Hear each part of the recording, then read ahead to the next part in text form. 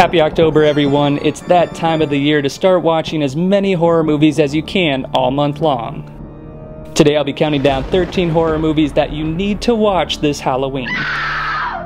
Number 13 is the Amityville Horror. You know the drill, every horror movie nowadays is based on a true story, and now that marketing technique has lost its effect. But when the Amityville Horror came out, it was one of the earlier horror movies to say this, and right away that set the tone. It was a brilliant way to get people to go see the movie, and since the story and house are so well known, it helps the story make an impact to this day. It's a classic haunted house story that gets creepier at the thought that this one might actually be true. Oh, Mother of God, I'm coming apart! Number 12 is the Texas Chainsaw Massacre. The face of Leatherface haunted my dreams for years as a kid, and I had never even seen the movie at the time. Just glimpses of him on a movie poster or in the movie section of a store was enough to creep me out, and when I finally decided to watch the Texas Chainsaw Massacre, I was genuinely nervous. The movie seemed dangerous. There's an authentic realism to the cheap filmmaking that makes it feel like you're watching something really deranged. It feels out of control and unscripted, and a lot of it was. The making of this movie is just as interesting as the story itself. One thing I didn't expect is that there's a lot of depth to the character of Leatherface that can be found in the final 20-minute dinner table scene. This brings a whole new layer to the character and shows you just where the real horror comes from. Come on, Franklin! It's gonna be a fun trip! Number 11 is Suspiria. A ballerina attends a dance academy that might just be run by a group of witches. The remake is coming out in November, so if you haven't seen the original yet, now's the time. Because Suspiria is truly unlike any other horror movie out there. Horror master Dario Argento was inspired by Walt Disney when he made Suspiria, and it really does feel like a Disney movie gone wrong. The vibrant colors completely goes against the usual dark and dreary look of horror, but that doesn't stop the movie from being downright terrifying at times. The death scenes are really over the top and elaborate, and it's backed by a pounding soundtrack from Goblin. This dreamy movie is a nightmare come to life. I just wanted to talk to you about some of the things that have been happening here lately. Number 10 is Return of the Living Dead. Every Halloween list needs at least one zombie movie, and even though Night of the Living Dead is the all-time classic, Return of the Living Dead might just give it a run for its money. Not only is this zombie comedy hilarious, it also had more impact on horror movies than it gets credited for. How many times have you heard a person dressed as a zombie saying that they want to eat your brains? Brains! Well, that famous line partly comes from Return of the Living Dead, the first zombie movie to have talking zombies and the first zombies to ever eat brains, which has gone on to become a staple characteristic of zombies. These zombies are not only really intelligent, but they also feel pain and eat people's brains to remember what it was like to be human. For a zombie flick, this movie has some pretty deep themes going on, and the effects are just brilliant and so inventive. Parts 2 and 3 aren't half bad either. How do you kill something that's already dead? Well, how do I know, Fred? I don't know. Let me think. Number 9 is Hellraiser. This is a movie I put off for the longest time. I just had no interest in it until I caught part of it on TV, and quickly realized this was way different than I thought it would be. The biggest surprise is that Pinhead, the Hellraiser mascot, is barely even in the movie. Instead, Hellraiser follows a guy named Frank who opens a mysterious puzzle box, which opens a portal to hell that destroys him. He spends the rest of the movie haunting his wife and convincing her to lure men into her house and kill them so he can consume their bodies and become a person again. When Pinhead and the rest of the Cenobites do show up, they have such an iconic look and sound to them that it's easy to see why the rest of the franchise shifted the focus onto these villains. This is one wacky movie with several show-stopping moments. It blew me away. Hellraiser is like a haunted funhouse, and it's just such a wild ride from start to finish. You solved the box. We came. Now you must come with us. Number 8 is The Evil Dead. Do you ever get sick of how many horror movies seem to be about a random creepy cabin in the woods?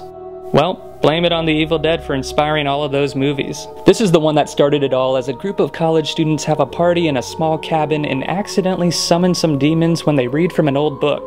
At one time, this was the most violent horror movie ever made. Now it's a bit dated, and at times you can clearly see the tubes under their masks pumping all the blood out, but that's also part of the charm. Some of it is a little unintentionally funny, and the sequels knew this, so they took more of a comedy route, but the original Evil Dead plays it very serious, and it still has its share of creepy moments. This is the little horror movie that could. an insanely small budget fright flick that spawned 2 sequels, a TV series that ran for 3 seasons, some video games, a few comic books, and even a remake. As they say, don't underestimate the little guy.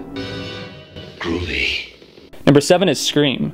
Scream is now known for being the horror movie that slyly pokes fun at other horror movies, but at the time the humor was so straight-faced that it was a genuinely terrifying movie in its day.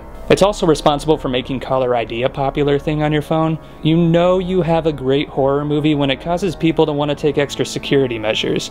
I love the way these characters know they're inside of a horror movie, so they use their knowledge of other horror movies in order to survive one. It perfectly balances being a genuine horror movie, a tribute to horror, as well as a satire of horror. Which is why it didn't really make much sense that Scary Movie spoofed Scream when Scream was already a satire of scary movies. Even though it's poking some fun at horror movies, it still manages to be scary and has a killer twist ending. There's a formula to it. A very simple formula. Everybody's a suspect. Number 6 is The Lost Boys. Take the 1980s fun of the Goonies, mix it with vampires, and you'll have something pretty close to The Lost Boys. It's a movie I always wanted to watch as a kid because I thought it was a Peter Pan movie. You know, The Lost Boys? But joke's on me because it's definitely not related to Peter Pan. There's a lot of great vampire movies out there. Dracula, the Hammer Horror Vampire series, Interview with a Vampire. They're all great, but The Lost Boys is my favorite vampire movie. It features an awesome soundtrack and incredible vampire kills. The kids use squirt guns filled with holy water. What's not to like? And it does a great job sticking to vampire lore and the rules of being a vampire while also being able to put a fresh spin on the creatures. It's just awesome. So awesome that it even inspired the name of a rock band. Death by stereo. Number 5 is An American Werewolf in London. 2 buddies get attacked by werewolves. One dies, and the other becomes a werewolf. The unique part about this is that he's now haunted by his best friend, who becomes something like the little angel on his left shoulder, telling him not to give in to his urges to eat people. Each time he does, he's now being haunted by the person he's just killed. It's a great take on horror and guilt, and the effects are some of the best I've ever seen. The transformation scene is one of the coolest horror moments ever. You can hear and practically feel every part of his body breaking and shifting. It's pretty gross stuff. Number 4 is Poltergeist. To me, this is the definitive haunted house movie, and for the first half of the story, it's mostly just a family drama about parents who lose their daughter to the spirit world. They call in a psychic who talks to their daughter, and now they have to get their daughter back before she's lost forever. The movie explodes in the second half with non-stop scares featuring killer trees, killer clowns, a swimming pool filled with corpses, and a whole lot of other weird things. Tobe Hooper and Steven Spielberg teamed up to co-direct Poltergeist, and we really do get the best elements of both of these directors in one movie. They're here. Number 3 is The Exorcist. This, to me, is the scariest movie ever made. It's kind of the face of the horror genre. One of the very few scary movies to ever be nominated for Best Picture. You can actually watch old interviews of when this movie premiered and how audiences were more than terrified. People went to their priest, to their therapist, people were utterly traumatized, and it's still pretty shocking to this day. The scares are all in the details, the way the room gets colder as the movie progresses, the way the makeup changes, how most of the movie takes place in one room but the implications are bigger than the story itself. For such a small story, it really is an epic horror movie. It's the movie that set the standard for all other horror movies after, and a bar set so high that horror movies are still trying to reach it. It's so scary that I never want to watch it again, and I honestly don't even want to look at it anymore. Let's move on. The power of Christ compels you. Number 2 is Halloween. Now this could easily be the number 1 spot on the list. When you think of watching a horror movie on Halloween, chances are that it's Halloween. It's the classic movie to watch during this holiday, but I put it at number 2 just because I want you to now be wondering what could possibly be in the number 1 spot. Now, Halloween isn't the first slasher movie, but it did inspire an onslaught of slasher movies after it. And it says a lot that Halloween is still the standard to this day. That's because John Carpenter gave it a lot of style and class with his use of POV shots from the killer's point of view, long tracking shots that add a lot of tension, and the memorable theme music that has basically become the sound of the Halloween holiday itself. Because I realized that what was living behind that boy's eyes was purely and simply evil. And the number 1 spot is TrickorTreat.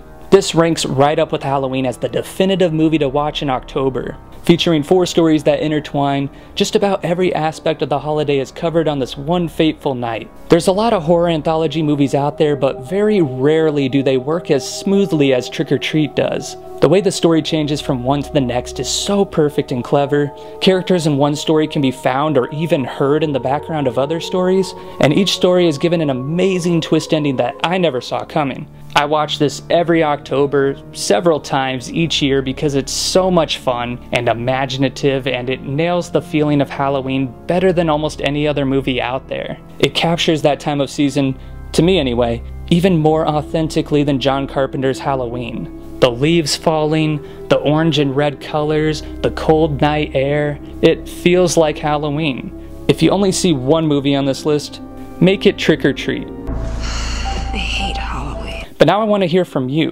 Which horror movies do you recommend?